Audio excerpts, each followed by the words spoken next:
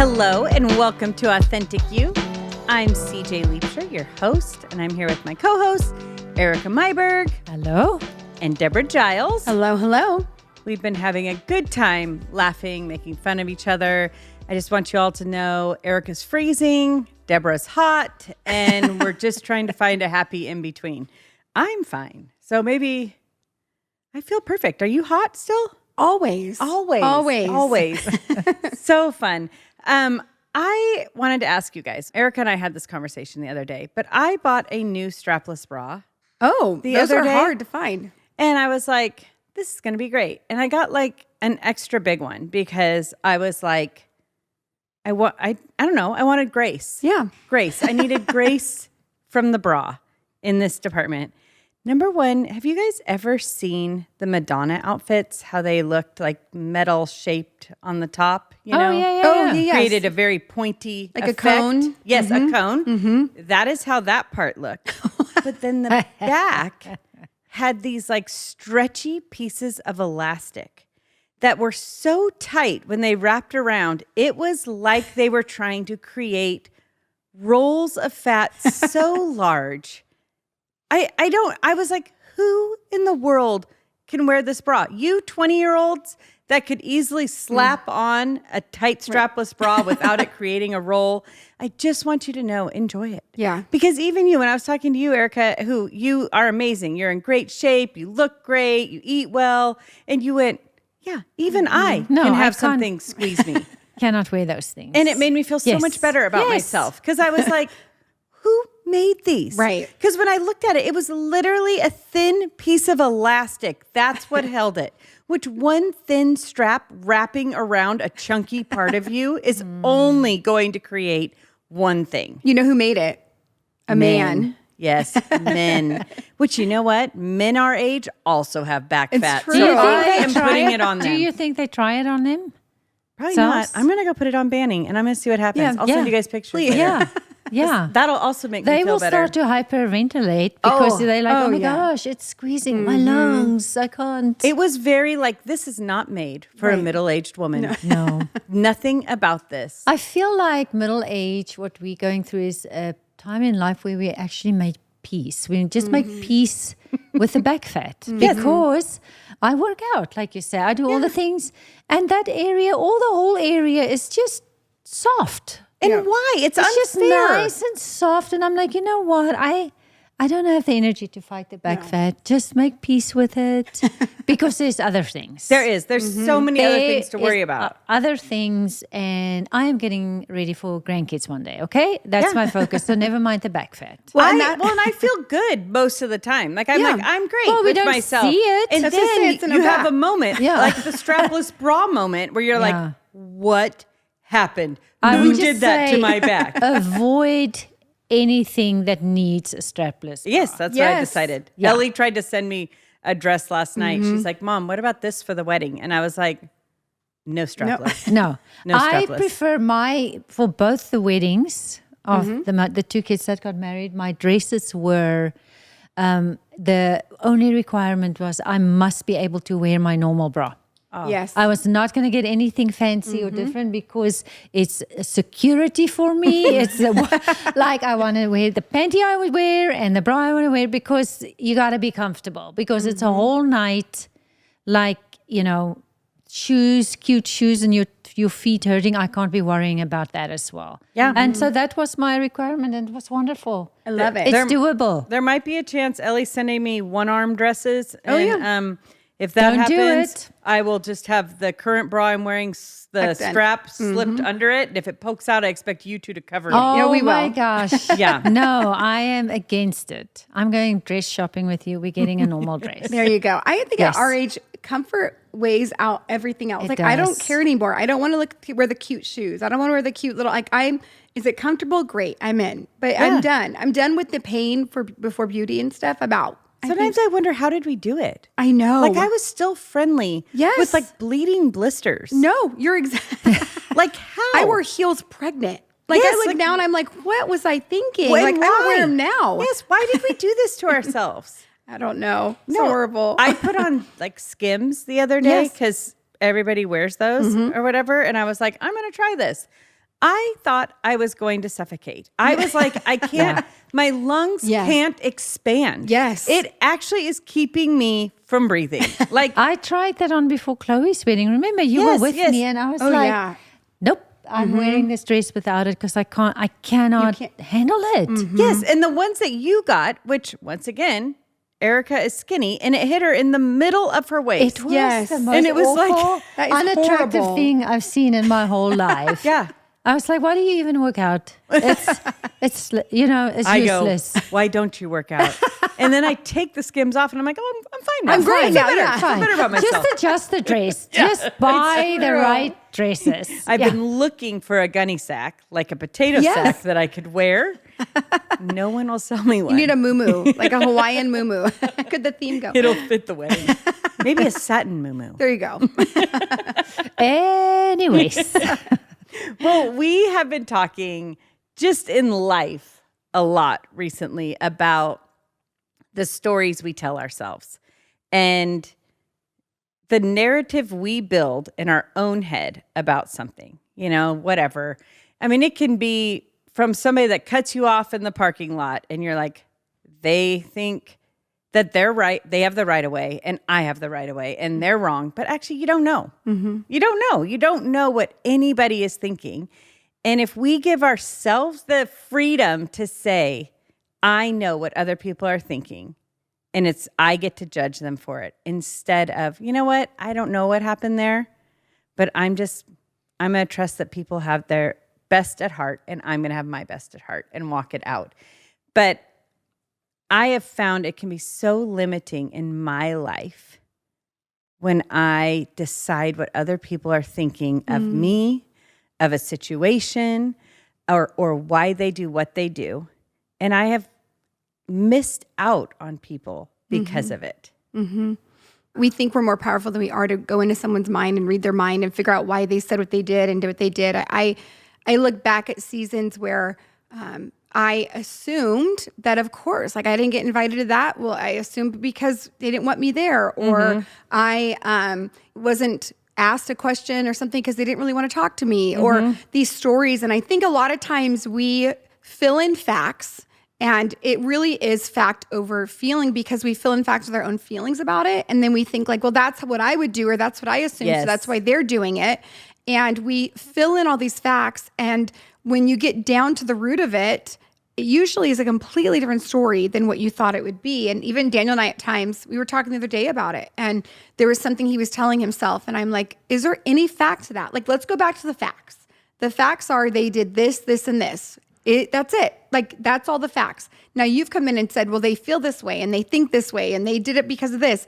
That's all feelings. You don't know what they're thinking. And so I do think at times we struggle because, and I don't know if it's out of insecurity. I don't know if it's a habit. I don't know if it's because we were parented, all those things that we're really quick to assume what people are thinking and they're doing. We fill in that fact very easily. Yeah. And it's caused a lot of like pain, or it's caused a lot of confusion. Just wondering like, why would you do this? And instead of giving people the benefit of the doubt, we just assume that they're thinking something when they're not. I think we probably tackle it better like in our marriages, or if you have a very, very close friend, because you're able to, in that moment, go, why did you say that? And so we're able to get clarity. Or why did you do that? Yeah. Like Banning has this way of, I'll be like, so I'm thinking of doing this with this team. And he'll go, why do you need to do that? And somebody asking me why is a negative. It's not inquisitive. I experience a why as you think it's a bad idea. You don't like what I'm doing. You're questioning who I am. And so if I put my thoughts on that moment and run with it, then we could have a fight over him asking me why. I now try to clarify, like, why are you asking me why? Like, what's going on in there? Like, or I'll say, do you not like what I'm saying? Do you think this is a bad idea? And he'll be like, no, I just want to know what led you to this. I'm all, oh. Right. It's amazing because like Erika's a big why asker, and she'll just flat ask the word why, which is actually the worst way to ask it for me because that means I am a complete idiot and wrong. And she's just will leave it out there. I'm like, oh my gosh, that might as well have cussed me out with that one. But she's just, I've learned with her, she's just curious. She's literally just asking why. I'm like, but you don't know the whole message I get behind that question? Yeah. But if we don't ever own our own narrative and our own thoughts and then work to change them, then we limit so much. Like if I allow that to stay, well, that's just the way it is, then a whole bunch of people are going to hurt my feelings and think I'm a horrible person. Yeah. But they don't. But that's the way I live. I think about actually a couple months ago, I had a situation where there was a moment when I was asked to share at our women's event, and they went to do all the promo for it, and they just kept my name off of it and my picture, and I was like, why did they do that? Like, and immediately I go to, they don't want people to know I'm speaking. I'm not that important. If I was really important, then they would put my name on there and they would do all this. And so I began to fill in all these facts as to why I think SeaJay, Yeah, did totally, this. And I SeaJay. remember asking, because you don't accuse, you're asking, but assuming I was going to get the answer that was in my insecurity, Right. of like, well, because we don't want to announce you. Yeah, we're not really. And I remember texting SeaJay and going like, hey, is this like, I just don't know if I see is there a reason why my name's not on there? And she went through and gave an entire explanation of, hey, we're doing something completely different. We're actually not announcing. It wasn't to you, it was to the whole thing. And at that moment, I realized if I had not asked, I do think I would have had in my heart a feeling like there's something that she doesn't like about me, or there's absolutely. something that she doesn't really want me to share, or all these things that are easy to fill in those facts. And it was so brave. I remember being because come on, guys, like it's not, if you're non-confrontational, which I don't like a lot of confrontation. Yeah. I like peace. So I remember my hands sweating and my heart beating, and I'm like, I'm just going to ask. Like, I don't even, and it wasn't so much that it was a big deal, but I remember I was walking with my husband, and he's like, Deborah, we have such relationship with Banning and SeaJay for 25 years. Why would you let this thing affect your relationship? Yeah. Like, get in there and just ask. She loves you. Like, there's nothing there. And he said, if it's going to affect how you think she feels about you, then just ask. And I remember, like, you came back with the response, and it was like, oh, that's it. Oh, okay, that's not a big deal. But I had gone around in my head about it when it really wasn't anything that big of a deal. It also helped me because I remember I went, oh my gosh, I didn't even think about the message it would send to the person I asked to speak. Yeah. Because in my head, I had been processing with Erika, like, hey, I think I just want to advertise the nights as women's nights. I don't want to make them so focused on a speaker, who's leading worship. I just want to create a community night, encourage women to show up hungry for what God has. But I didn't communicate that to you. So you're the first person who's being asked to speak and not being talked about at all. Yeah. And so if you wouldn't have come and got clarity, I also wouldn't have had be able to recognize like, oh, this matters. This actually matters to people. They need to know this. And you said that. You came back in a text and said, thank you. Like, you weren't defensive. You were just like, Deborah, thank you for bringing this up. Because I want to resolve it, and I want it to be us to be at peace with it. And you didn't even know. And that's what's wild is we get offense in our hearts. Or we fill in facts about things, and then we live offended, and the person doesn't even know that what's happening. They're not even aware of what the story that we're telling ourselves. And so I think something I've learned is to be brave and just ask, because it's usually a different story than what you think is going on. And it was very helpful. As we have started to talk about this more and more, it's really opened my eyes to how many times I do this. Yeah. With simple things. I mean, your kids, your neighbors. I had this kind of funny moment. Sorry, neighbors, if you happen to be listening. But our neighbors built a fence that's like 10 feet tall. And it very clearly is so we can't see into their yard. Right. And you're like, thanks. I can write a whole bunch of reasons why they don't want us to see into their yard. I can be sure they don't like us. I can come up with all these thoughts. Or I can, when I talk to them, they actually were like, hey, we did this because it is awkward. We're swimming in our pool and your patio is really high and you can just see directly in the whole time. And It wasn't we don't like you. It was, hey, we want to enjoy our backyard. Right. Right. Yeah. Which is a valid reason. But if I would have lived in my head of our neighbors hate us, Right. it's a whole different thing. Yeah. The story we tell ourselves is usually connected to our own insecurities. And then it just almost like is the nail in the coffin where it's like, yep, that's what I thought it was going to be.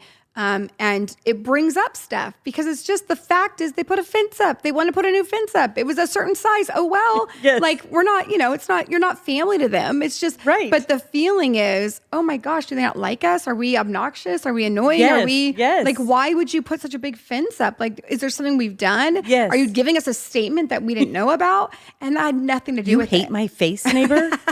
You don't like my ducks? What's your problem? You don't like Banning staring at you guys in the pool? What? Deborah, I was thinking, I'm sitting here just and thinking that why is this important really that, we even talk about it? Because in the end, it's in our hands whether we live so reactively or not. But most of us in life probably have gotten feedback from people. People either walk away from us or, whatever. And it comes back to this matters because we are in charge of our own thought processes, our own feelings, our own thoughts, whatever. And you were just mentioning offense because in my life, this is how this looks. And I'm a completely different person than SeaJay, than you. Like SeaJay, I've never met anybody who is so about other people. I am not like that. I am like when they say, are you a glass half full or empty? I'm totally a half empty person.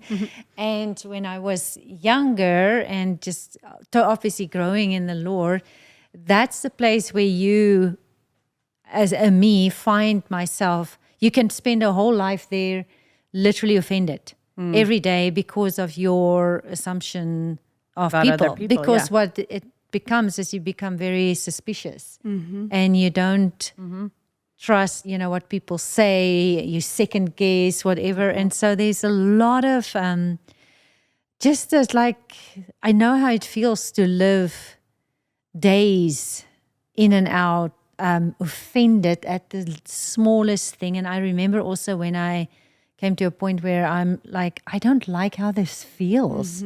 It takes a lot of energy to remain offended the whole time. And I'm not even talking about somebody did something horrible. I'm talking about somebody drove like an idiot on the street or something stupid. And and it truly, most of the offense truly is rooted in an assumption. Yeah. That you know that they thought of causing you harm. Yeah.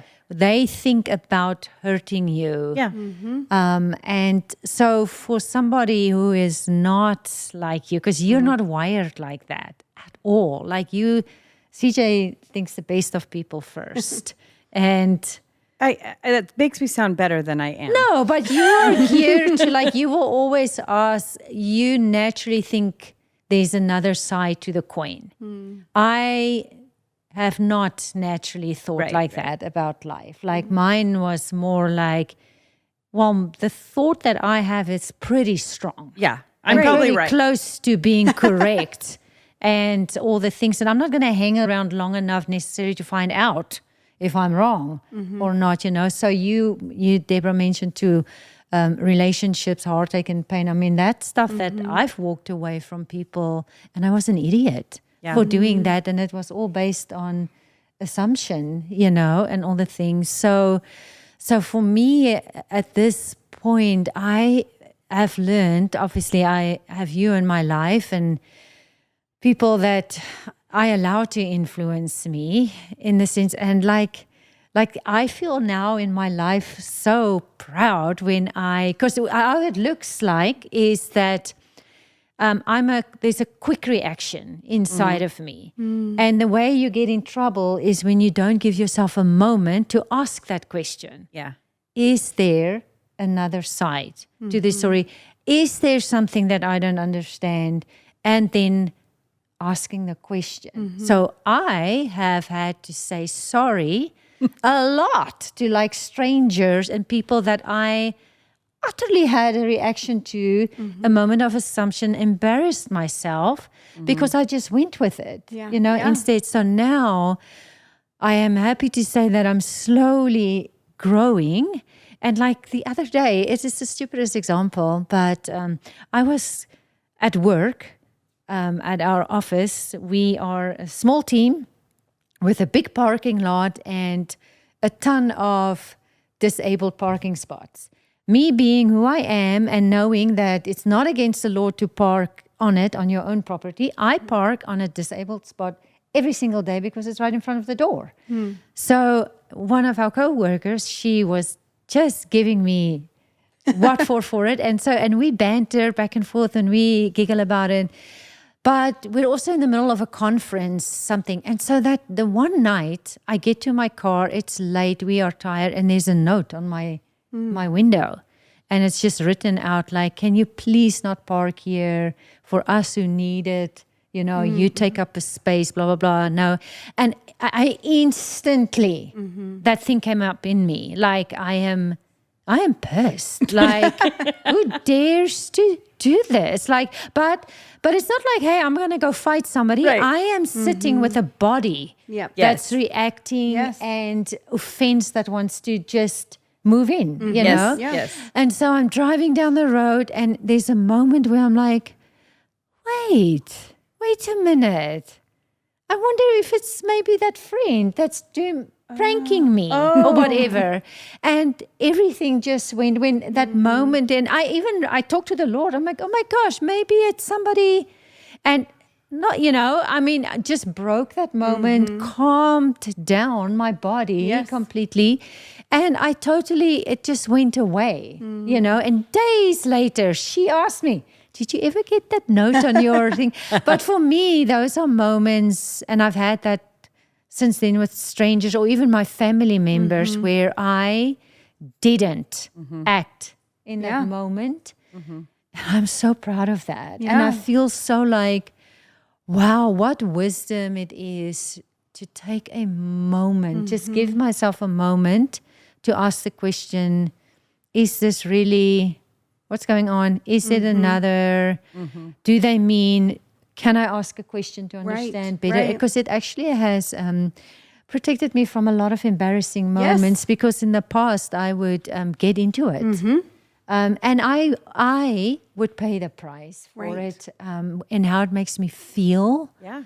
And because offense is yucky. It's not anything that is geared to make us feel good. And this is why God talks about it in the Bible, that forgiving is actually good for my body, it's good for my mind, all my things, never mind the spiritual act. And so I'm a work in progress in this because I'm just not geared like that. But I know that in every situation, and I've always known it, but I've ignored it, of course, but it is my responsibility. Yes. It's not like they are acting like idiots, and even if they do, which I thought half of the world does, anyway, it's always in front of my door. So I was just way more happy, and that's all I knew. I come from a background of a lot of offense about the stupidest stuff.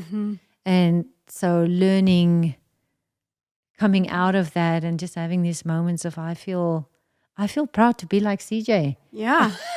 For a minute. She learns other things, but I would like seriously just take a couple seconds to stop that train of leaving the station. That's always what I told my kids.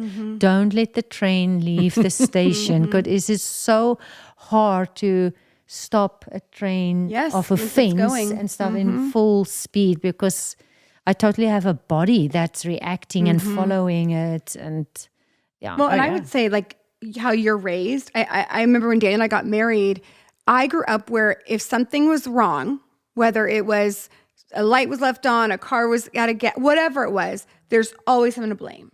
Always. Like you go in and you're going to blame someone. So who do we blame for this? Whatever it is. And so when I got married to Daniel, I remember him saying, well, we don't have to blame anybody. It just happened. Like, it's just life. I'm like, no, there's somebody to blame here. Like, let's figure it out so we can chastise them and move on. Yes. Wow. And so when we would get into arguments, he'd be like, Addie, it's just life. Like, why do we have to blame someone every single time? And it was that justification of, well, that's how I was raised. Like there's always someone, because there's only right and wrong. You know, I was raised with a 1, Enneagram 1. And so there's only black and white and right and wrong. And so this is what it is. And I have to assume the best in people. Yeah. And I think a lot of times I'm very quick to assume the worst. I'm very quick to go, you know what? Well, why would they do that? And that seems odd. And why would they make that comment? And why would they not call me back? And why? And I'm assuming the worst instead of believing the best in people. And when I start to give people grace and I start to believe the best in them, usually, like you said, there's been times when I've been so like, why are they late? They're always late. They don't respect my time. I got here first. And they're, come in and say, yeah, my, parent just died. And you're like, I am so glad I didn't send that text I want to send. I'm so glad I didn't yell at them when I wanted to yell at them, because I just paused and figured out like what was happening in the room. And then I went, oh, okay, I get it.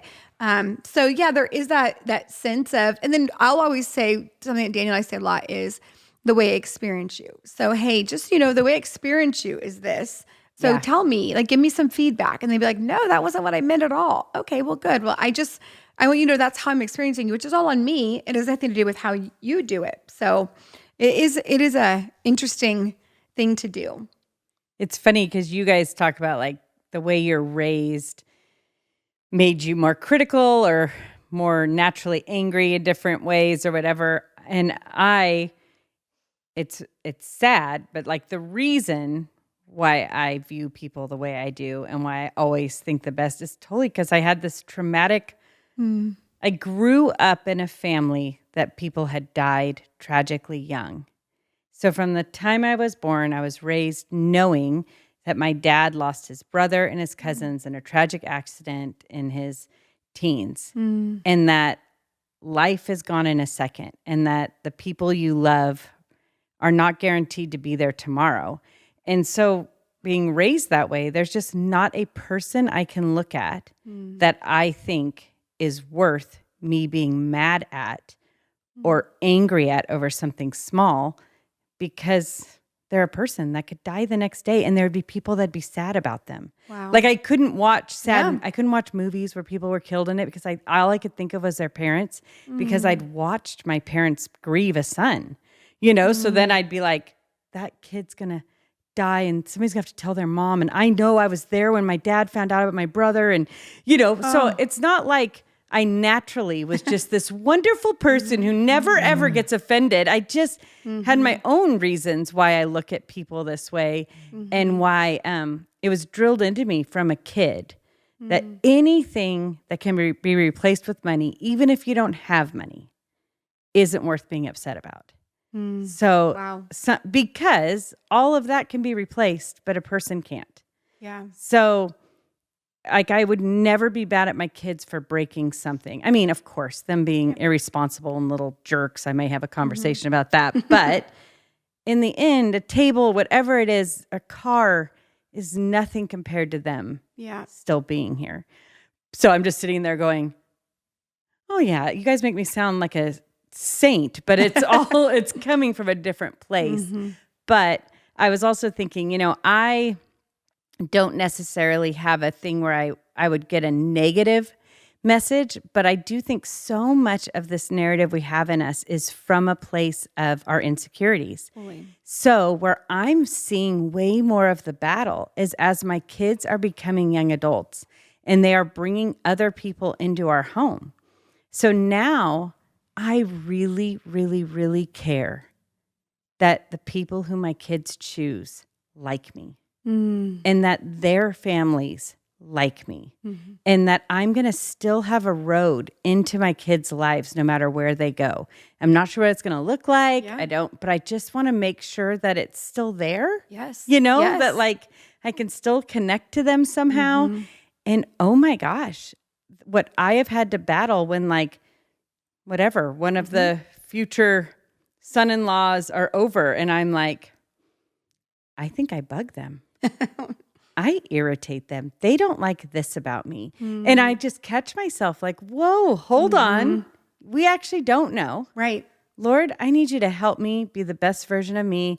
Because my old knee jerk wouldn't be like to be mad or anything. It would be to like try to overly please them. Yeah, you win them over. And like be a weirdo then, which would then make it even worse, you know? So I have to try really hard to not try to overcompensate. Don't believe the message in my head that I'm not enough, that they wouldn't like me, that what I did, you know, like it's crazy the things that go through your head as your kids get older. Like I hear food, like my girls will come home and be like, oh my gosh, his mom makes the best, blah, blah, blah. And I'm like, that's it. They're never going to come home ever again. They're never going to have a family dinner because I can't cook like them. And my kids hate the way I cook. I actually am a failure as a, so like, it's like if I let myself go on those narratives where I let it take me, is never a fruitful place. But once again, it's my insecurities. Right. You know, like they're going to like the other families more or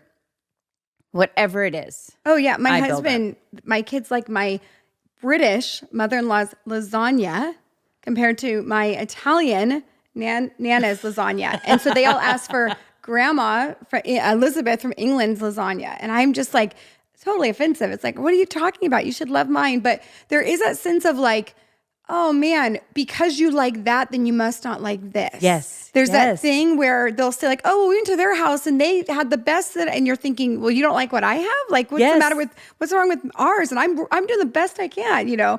And so there is a little bit of that back and forth that goes. And there are things we can't control, right? Like I think about that. You're, SeaJay, a little more similar to my husband, where there's no one he can't win over. He will do anything in his power to win that person over. And so when he doesn't, when he feels coldness or he feels like there's like something there, he can't figure out what it is because everyone loves it. It's awful. It drives him nuts. He feels like, did I do something wrong? What am I doing wrong? Is it? And I'm just saying, some people, you know, they have the right to just not. They don't have to like you. I know, and it's that's really rude. I know, but they don't have to, and I don't have to know why. No, you don't. I don't need to decide in my head why. Exactly. I'm not your favorite person. Right. And you don't even know. Like Maybe you they don't do even like know. me. Like I say, you don't know why you think they don't like you. If they ever told you that, well, no, but I can just tell. No, you can't. Like you don't know. Maybe it's something that you have no idea what's going on. So, but see, Deborah, people don't like you, and so you are okay with that feeling. I'm just kidding. I don't know. Her face right there. She was like, "What?" Actually, if you were sitting with Daniel and I'd be like, "You're right," and I don't care.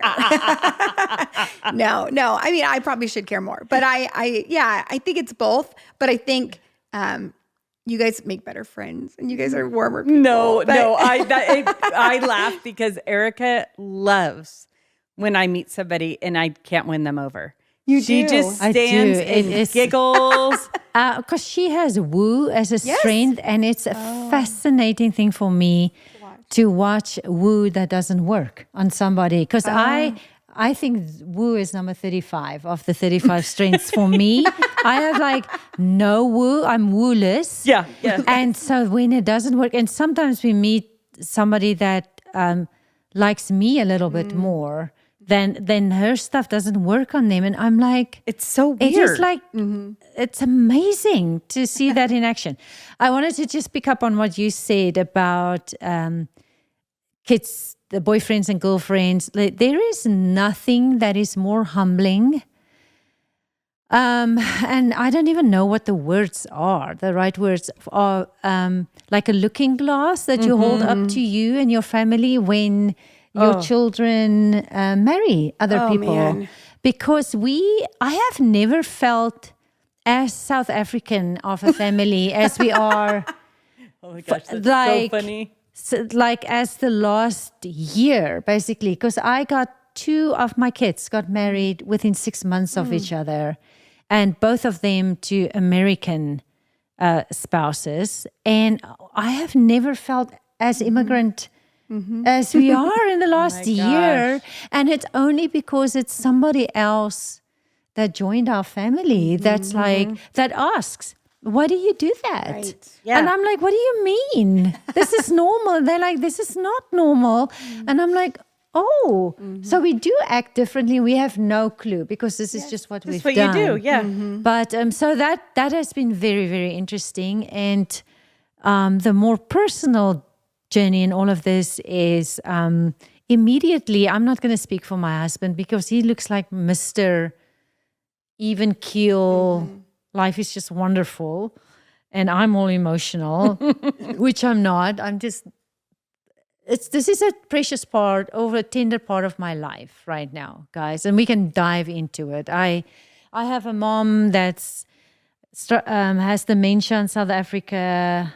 Like, I just have deep stuff going on at this point. And then the wonderful things happen of the 2 marriages, the 2 weddings. That's amazing. But immediately I'm like, they are moms-in-law, other women. Yes. And the way I look at myself, I would never use the word fun.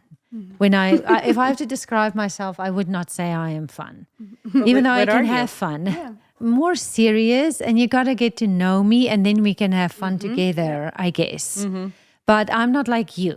Like, people look at you and they're like, oh my gosh, we have to have SeaJay at a party. She's fun. I don't go to parties. So, and they don't invite me, and I don't actually feel hurt. Right. Even if they did, you may not go. Yeah, anymore. Yeah, and if they rectify it by inviting me, I'm like, probably not going to go anyway. So, but all that to say, like, the one mom-in-law is spiritual. She leads our prayer. She's a fantastic woman. And for a moment, I felt like, but it's so crazy. We are actually a lot alike. So I realize with her, we're probably not necessarily going to be super attracted to each other because opposites do attract. That's why I like SeaJay. This is why we get along, Deborah, because, like, enough of one of me is enough. Right. But like, we're so alike. It's alive. The other mom-in-law she's the party house. And the stress I feel sometimes, and I realize, what I did, like, to me, I did that thing quietly, though. I'm not like posting it on Instagram, and now I'm telling 1 million people or 505 that listen to us. So please don't tell anybody else. But just an internal process, probably a lot of you comparing yourself as an adult.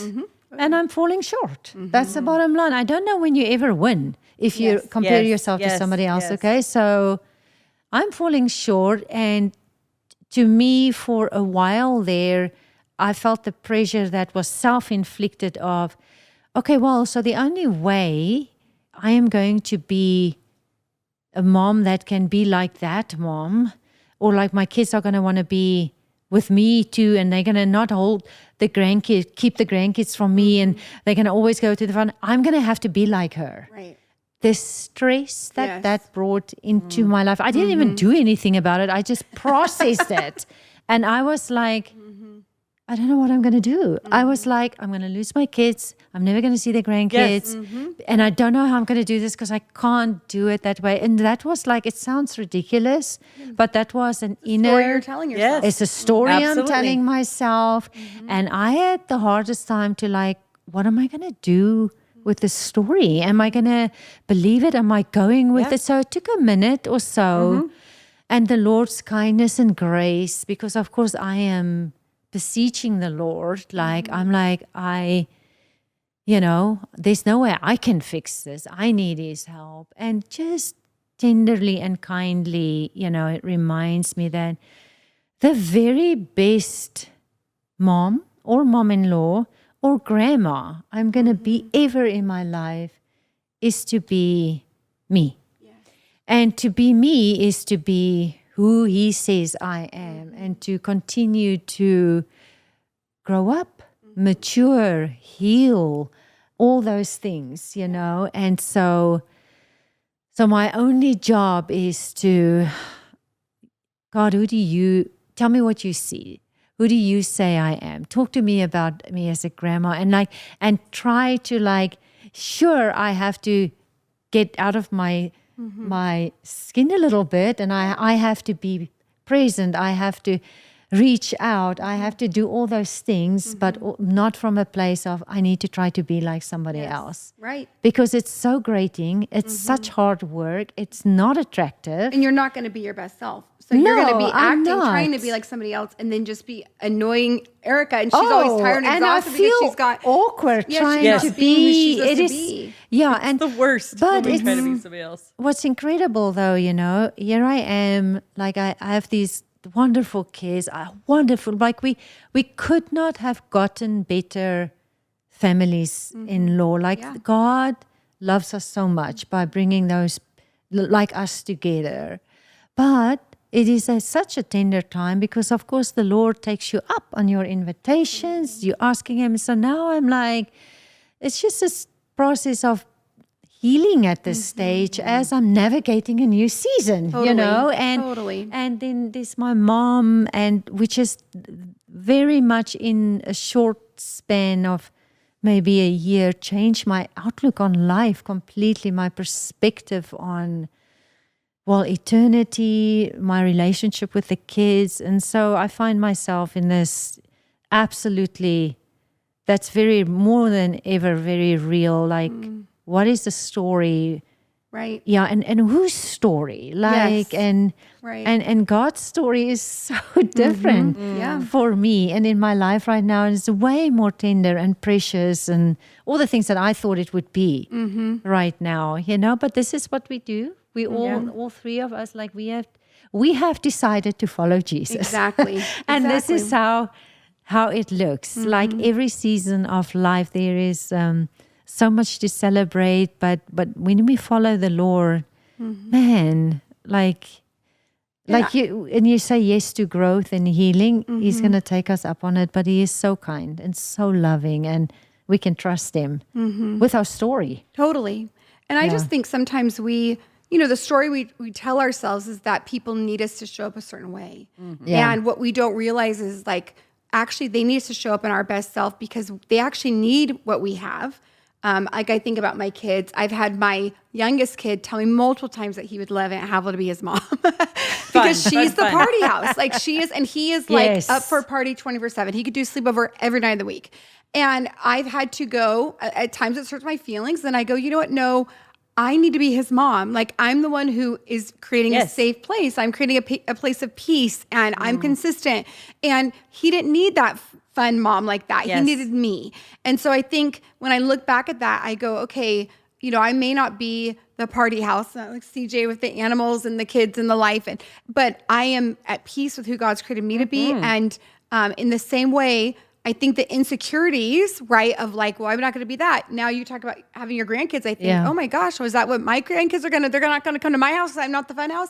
But I realize the more I try to be like someone else or push to be like someone else, I don't become my best self. All of a sudden I'm cranky and I'm tired and I need to be alone and I need order and all the things. I can do it for a little bit, but it's not who I am. And when I step in who I am, peace is there. And the story I tell myself is, my kids need me the way I am. My grandkids will need me the way I am. Yep, my friends need me the way I am. I don't need to be like anybody else. But it definitely, I think like you said, it raises ugly head over and over. No matter what season you're in, I think there's always that sense of the story we want to tell ourselves. And the storyline is always, if we could be more, do more, become more. Yes. It's always lacking. But like you said with Jesus, like you were saying today, I don't want to be, I'm going to forget it now, my little menopausal brain. But you said, we don't want to become more like ourselves. We want to be more like Jesus. Remember you said? Yes. To me, it's like when we say, just be yourself. I'm like, the question is, what do you mean with that? Who is yourself? And for me, it's like being myself is growing and healing over time and becoming closer to the blueprint that He had for us in mind before I was even born, because all of us, many of us spend a lifetime shaking off the stuff of the families we were born into, the injustices, the way we were not loved, the way we should have been loved, and what we did to protect ourselves. So in the same way, like my adult children are saying, Mom, you are different. And we have a hard time playing catch up. And I am, for a moment, I'm like, oh, wait, what? But I got to tell him, listen, the change that you see in the last year or two is actually reflecting a lot of healing and growth in my life as a mom at this age. And what you see, like I am even realizing that I am way more sensitive than I thought I was. They grew up with a kind of hard-ass mom, excuse the word, but like super black and white. Angry was a safe place for me, and I grew up with an angry mom. And now I see, my dear mom did that to protect herself. And when I look at her past, I'm like, you gave me what you had, and it's good with me, and I honor her for every good thing she gave me. But I have my things. That was a safe place for me to protect myself. And now, as I'm learning to trust the Lord more and allowing Him to heal me, that I'm getting rid of that. I don't need anger to protect me anymore, and that is in some cases foreign for them. And it's new for me to realize, I'm actually pretty sensitive. Like where I would say before, well, I don't care if so and so. Well, the truth is I actually really do care, and I am learning how to express myself like that. So it's a learning curve for all of us, and for us who are wanting to stay connected to our adult children. We wade through this. I wade through this with my adult kids, because our conversation now is my daughters pursue me as they want to be friends with me. And I am doing likewise, and that means different conversations. We talk about, this is how I feel when you do that, or this is why I cry, or this is why, and we are wrestling through this, and it's a beautiful thing, but it's a lot of tears, but I embrace it. I think it's so precious, and I trust the Lord that He has my heart. And I can trust Him with that. And the same with my children. But my job is to wake up in the morning and say, for me, give me a tender heart before you, so I can be moved by you and changed by you, because, otherwise I'm going to miss it. Yeah. And I don't want to. Anyway. Oh, so good. I mean, I think it is my challenge for life right now. Anytime I have a thought go through my head where I think somebody thinks this, or I think this about me, I just keep putting the word maybe, because it makes me go, oh, hold on. Maybe I don't know. Maybe I don't know what they think. So good. Maybe that's not the right. So anytime I have a strong, this is going to happen, I just, maybe. You said something, and Deborah, you too, both of you said something earlier, and I think we can end with this too, is the skill of asking a question. Yeah. Stopping and asking, what did you mean with that? Or do you mean that? Or getting clarity in that moment. And it takes but a moment. Yeah. And so many situations can just be completely diffused. If we would, in that moment, just ask, what do you mean?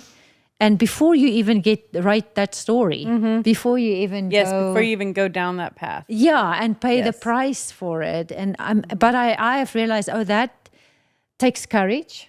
And it's also a skill to stop, and because for many people it's also scary, very scary to ask a question because you don't know what you're going to get back. And then in the end, for me, it's realizing, okay, wait, I am also not responsible for how they're feeling in the moment. I'm responsible for me. So I'm going to ask the question. I'm going to listen to the answer. I'm going to try my very best not to defend myself, but I'm going to do my very best to own me. That's great. And that's a full-time job, guys. Oh, 100%. 100%. Full-time. Well, I hope you're challenged to anybody that you think you know, why they treat you a certain way, to even think about it like, could I be wrong? Could I have missed it? Did I misjudge someone? Did I write my own story about your heart, about your mind. I would love to hear what you guys have to say about this. And if you are listening to us in the car, on your drive, if you're on a walk, on a jog, I don't know, where else do people listen to podcasts? I like video podcasts so that I can watch people, but wherever you're listening to the podcast, we want to hear from you. You can contact us on Instagram at authenticu.ay, and we'd love to hear from you. Thanks for listening.